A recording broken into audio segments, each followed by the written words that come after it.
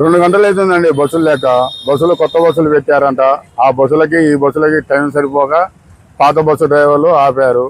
దీని గురించి ప్రజలు చాలా ఇబ్బంది పడుతున్నారు. విజయవాడ పోతానికి, నందిగాం పోతానికి, కంచించర్ల పోతానికి చాలా ఇబ్బందులు పడుతున్నారు.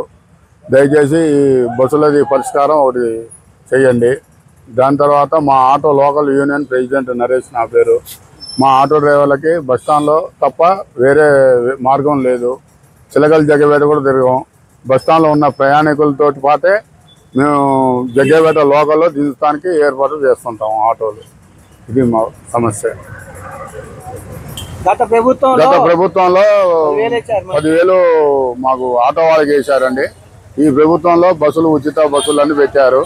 మళ్ళీ మా ఆటో వాళ్ళ పరిస్థితి ఏంటి, మా పరిస్థితి ఏంటి, దాని గురించి కొద్దిగా చాలా ఇబ్బందిగా ఉంది సార్.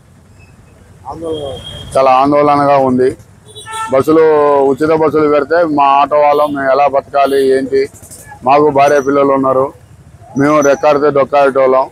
దీని గురించి కొద్దిగా ఇబ్బందిగా ఉంది సార్.